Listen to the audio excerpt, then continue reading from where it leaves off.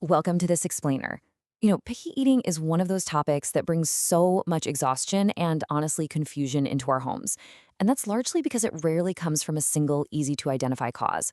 From the outside looking in, it can seem like preference, resistance, sensitivity, or habit, sometimes all happening in the exact same week.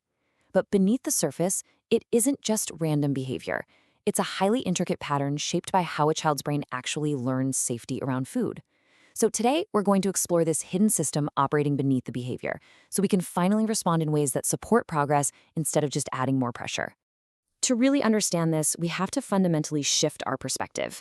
As adults, our primary goal is often just to get a child to finish a meal. But instead of asking how to force a bite, we need to ask a much better question. What is the child's system protecting them from? You see, eating isn't just about hunger. It's a complex negotiation of sensory experiences, memories, familiarity, and emotional responses. A child doesn't simply decide to eat or refuse. Their nervous system is actively evaluating whether the food right in front of them feels safe, predictable, or just completely overwhelming. When we start looking beyond the idea of a child just being stubborn, we start to see that the visible, chaotic behaviors of picky eating, the tears, the closed mouths, those sudden refusals, are often what leave caregivers feeling so incredibly defeated. It's really easy to label a child as difficult when they reject a meal you've carefully prepared. But what looks like a battle of wills is actually the visible result of several unseen forces happening right under the surface. And this is exactly why the advice parents receive is always so conflicting. One person tells you it's just a preference, another says it's fear, someone else insists it's a control issue, or they just brush it off as a phase. Think of it like looking at a really busy, chaotic street from a distance. It just sounds like loud noise and traffic. But when you look closer, you notice a vendor blocking a path, a car stopping suddenly, a pedestrian crossing. If you only react to the noise, you miss the pattern entirely. While picky eating works the exact same way. These conflicting pieces of advice are just surface reactions to a much deeper system. At its core, picky eating is a pattern of food avoidance, and it's shaped by safety, familiarity, sensory experience, and learning. By reframing the core issue this way, we can completely move away from moral judgments or the idea that they're just being randomly stubborn. The child system treats some foods as safe and others as uncertain or threatening. And when that happens, eating stops being an appetite decision and it becomes a protection decision. So, beneath the surface of mealtime, there are powerful physiological and psychological drivers at play. Things like safety, our senses, and predictability completely dictate how a nervous system interacts with what's sitting on the plate. We usually approach the table with adult logic, right? We say things like, but it's healthy, or come on, you liked this last week. But the child's nervous system is asking one primary question. Does this feel safe? Eating is a constant negotiation of signals. Think of an unfamiliar food like opening an app on your phone that keeps warning you it might crash. Even if the app is super useful, your system naturally hesitates. The child's brain does something very similar. This might be fine, but it might also feel really bad. That hesitation is protection, it's not defiance. Familiarity creates safety by reducing uncertainty. A familiar food has a history. The brain knows exactly what it smells like, how it feels, and what happens after swallowing it. That predictability lowers the sense of risk. New foods just don't have that history.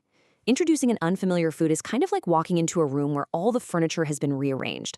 Nothing is broken, but your body notices the change way before your mind can explain it, and that feels risky. Sensory experience also plays a massive role here. There are hidden sensory triggers that make food feel entirely too intense to the nervous system. We're talking about mushy textures, mixed ingredients, loud crunches, sticky feelings, and strong smells. Imagine stepping into a room where the music is turned up way too loud. You don't need a long explanation to know it feels overwhelming, right? Your immediate instinct is just to leave. That exact same kind of sensory overload can happen in a child's mouth, triggering an instant refusal. Over time, these sensory and safety triggers build into a cycle of avoidance. It becomes a learning loop, where well-meaning adult reactions accidentally reinforce the exact behaviors we're desperately trying to stop. Here's a fundamental truth. Children learn from outcomes. If trying a new food leads to pressure, stress, or discomfort, the brain begins to link that food with emotional tension. When we turn mealtime into a high-stakes test, we're basically attaching a loud alarm to the food. Think of it like a door with a blaring siren attached to it. The first time the child might approach, but after enough alarms go off, they stop reaching for the handle entirely. Not because opening the door is impossible, but because the emotional cost of approaching it is just too high. This creates a really powerful reinforcement loop. Let's say a child refuses food, and the immediate result is that the parent drops the pressure or ends the meal entirely. What does the child learn? Refusal helps me feel better. Avoidance actually becomes self-rewarding in the short term. The brain remembers what reduces discomfort, and the next time the child is at the table, they default to that very same avoidance pathway because it brought them relief. We also have to recognize that food refusal can be a tool to regain stability and control. Think about it. Children don't control most of their world. They don't choose when they wake up, where they go, or what happens next. During times of transition or uncertainty, controlling what goes into their mouth is like a child gripping a TV remote. The remote doesn't control the whole house, but holding it provides a rare, comforting sense of influence and protection when everything else feels unpredictable. So, to change this dynamic, we have to build a safe bridge. This requires a completely new mindset focused on low-pressure exposure, slowly reconstructing the way the nervous system experiences the dinner table. The absolutely crucial point to remember here is that the body learns faster than the argument. Logical explanations, like telling a child how healthy a vegetable is, simply will not work if their nervous system feels threatened. The nervous system isn't asking for a debate, it's asking for safety. The body requires safe, repeated experiences to physically update its response. Facts alone rarely change a protection pattern. Reducing the threat really is the only path forward here. When we use pressure and bargaining, we signal to the child that the food is a huge deal, which actually creates more resistance. Calm exposure, on the other hand, builds tolerance over time.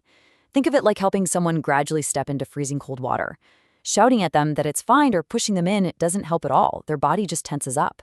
But giving them time, stable footing, and a calm environment allows their body to adjust and safely step in. True progress rarely looks like an immediately clean plate. Instead, it's a sequence of tiny, almost invisible milestones.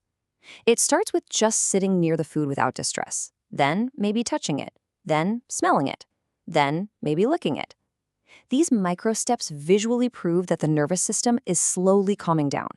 The child isn't leaping from fear to full acceptance, they are cautiously building a bridge across their uncertainty. And we can actually use familiarity as a bridge to expand that safe zone. Familiar foods aren't a trap, they're an entry point. By making slight, low-pressure variations to safe staples, we gently introduce novelty without triggering any alarms. For example, if a child only eats plain rice, you might try introducing a new serving dish for the rice, or put a tiny drop of sauce on the side of the plate. It stays close enough to safety that the child remains engaged, but it gently stretches their tolerance. When we change our understanding of the problem, we also have to completely redefine our understanding of what a win looks like at mealtime. Change becomes possible when safety is preserved while novelty is introduced. That is the core formula for lasting progress. Picky eating is a learned pattern, which means it can absolutely be unlearned when the environment supports safety, patience, and consistency. The ultimate goal is not to forcefully extract a bite from a child, but to patiently support their nervous system in learning a new, safe response to food. When you adopt this mental shift, you walk away with some profound new tools. You bring less judgment to the table when faced with refusal. You cultivate far more respect for the child's sensory and emotional experience. You gain more confidence in interpreting what is actually happening beneath the surface, and you find so much more patience for the slow, real change that is occurring. You move away from frustration and step fully into the role of a guide. As we wrap up this explainer, I want to leave you with one final provocative question to take to your next meal. Whenever you feel the urge to push or bargain, just stop and ask yourself, how do I make learning possible here? When you replace the desire to win the mealtime with a desire to foster safety, you empower both yourself and the child. You stop fighting the behavior and you start gently guiding the system to trust again.